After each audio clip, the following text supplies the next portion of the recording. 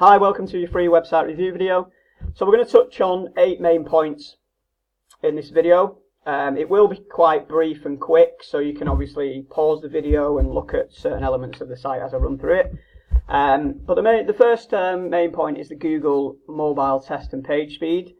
Now this is important because obviously 65% of people now, up to 75% of people obviously find your website on the mobile, so it needs to load quickly and it needs to view obviously nice on mobiles for people to be able to read the information that they want and obviously not click off the website if they can't. So I've done this quickly for yourself, and the loading time on 3G, which is obviously on a phone, if you're not connected to Wi-Fi, it's 10 seconds, which is classed as poor by Google. It needs to be about 4 seconds, 5 max really. And they estimate that you're probably losing 29% of the visitors. So that's the first thing that probably needs addressing. In this video, I'm not going to obviously touch on what needs to be done on each point, because these videos could end up being, an hour long, and no one's going to watch a video for an hour. It isn't expensive though, it is quite easily sorted. The main issue usually is to do with the way it's coded in the background and the size of the images. They're probably the main two, which with your site it's quite a little bit confusing. There's not loads of images, but I imagine some of these have probably not been optimized for the page speed. So that's the first thing. Second thing, SSL certificate. You've already sorted that, so that's fine. Third is security. Now, without having a look at the back end of the website, I can't actually see if you've got any security software in the background. If you was on WordPress, I could look into the background of that through my developer tools, but I don't think you are. Or if you are, it's hidden pretty well. The next thing is the GDPR updates that just came in last month, on the 25th of May. Obviously, they require you to have the correct policies on the website. So a privacy policy, a cookie policy, and obviously the right information in the terms and conditions. I've had a quick look through the site. The link should really be in the footer, and also there should be a cookie pop-up box that comes up at the top here. Pretty much like my site here. Like a new visitor lands on my website and this pops up and they have to accept and they can read my cookie policy. So that is quite important. That does need resolving. The next thing we look at is conversion optimization. Now this is quite it's more to do with like marketing with the website and the issues on the website that you need to address in terms of the visitors that you're getting. Obviously you need to convert as many as possible, and there are certain things that you can do to a website to improve this metric. The first one for me is, and what we've seen, is a live chat facility or a message box facility on a website. So when they land on the home page, rather than having to find a contact page, this box here, at the minute it says leave a message. That's because it's out of hours at the minute, but when I'm actually in business hours, this will say live chat. And if you can obviously enable that within your business, that is going to increase conversions massively, and that's proven. We've got very good results having that on our own website, never mind some of our clients. The next one is the social proof. So Facebook is undoubtedly the best platform for this, because obviously pretty much everyone's on Facebook now. Google reviews are pretty good, but I would, if you're going to focus on one platform, if you don't have much time, I would focus on Facebook, and I would also have a testimonials page with the embedded reviews in there, because they obviously look a lot more real, a lot more credible, and they can click through to your Facebook page and obviously like it and read all the information on there too. That small change in a website can increase conversions, by twofold. We've seen that, we've tested it, and it works very well. The next one is calls to action. Now on your site, I'd need to speak to you really, because I need to know kind of your goals for the future and the way that you want the website to perform. Do you want it to generate more inquiries? Is it just an information website? without looking obviously into every single page and into all the information, which we don't have time to cover in this video, but calls to action in terms of what you want your visitors to achieve from the website. You need to help them along in that process. So if it was to download a brochure or to, so let's have a look, resources, general park information, it would be good to have some calls to action, some buttons that make it a lot easier for them to find these, because on a mobile you don't get a menu like this. You get a hamburger menu, which is pretty pointless, to be fair. So I would have, the most important elements of the site, I would have a button for each area there. There's various ways of doing this in terms of design, and we can obviously show you some examples of that too.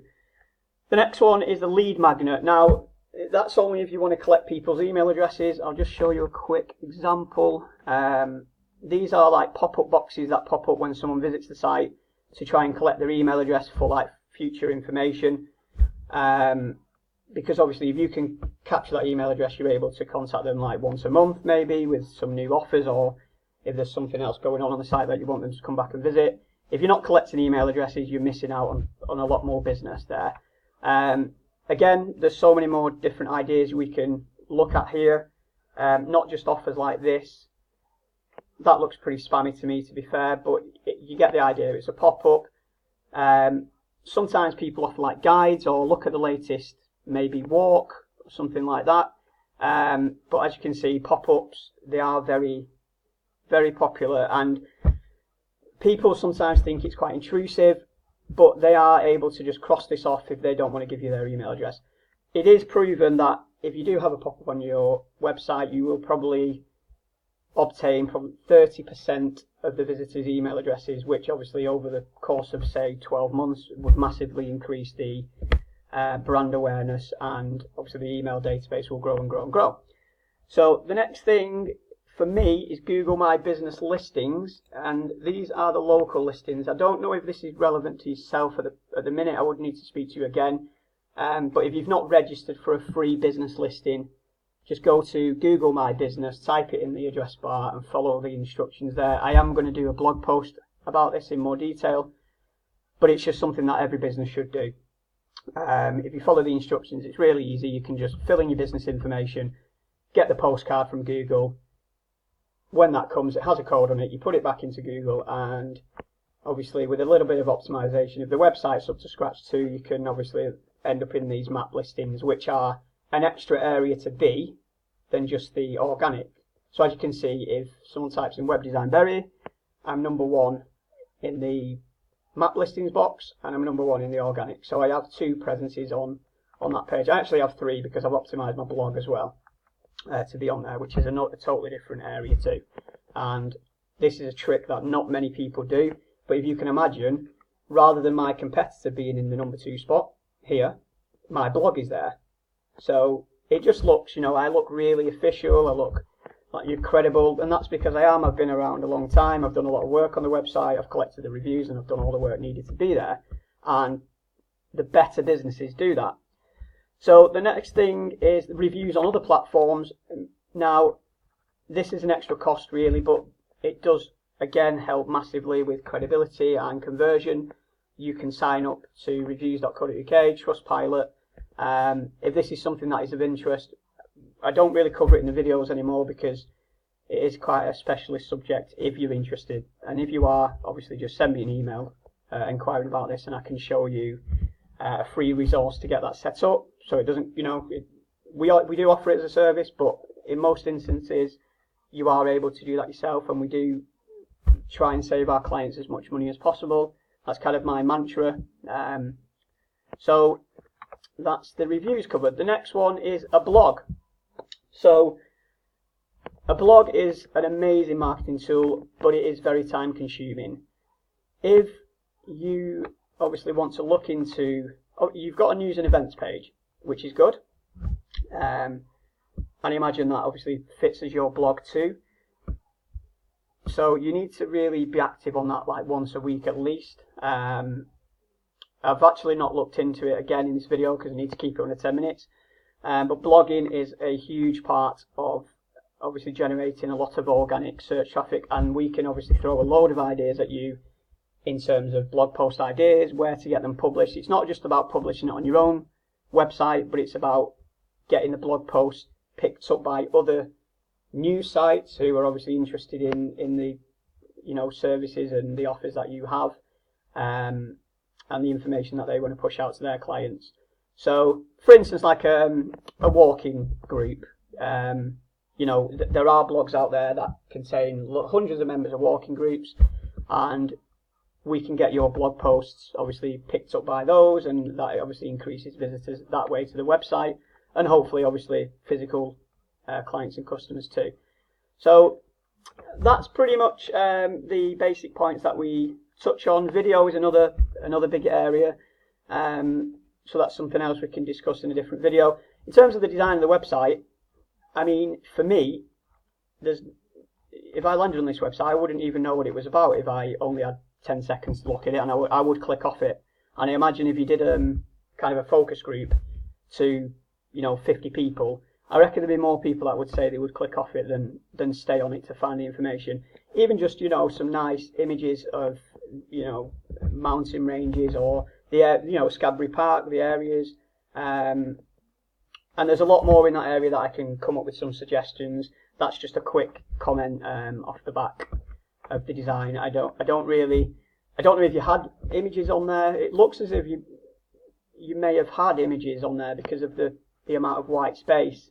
You don't need loads of images, you don't need loads of graphics, but you do need it to be more visually appealing. I do like the testimonials you've got here. Again, a nice picture of the walk, and even a blog post about the walk. And even encouraging your visitors to write about it on Facebook, or these are all things that you can do through, when you've got the whole package of everything that I've mentioned. These are the things that you can eventually look to make easier and more compatible on the website. So I hope you've got a lot of good tips. That's really touching the iceberg with these videos, and we can come up with a lot more ideas. Hope you like the video, and hope to speak to you soon. Cheers.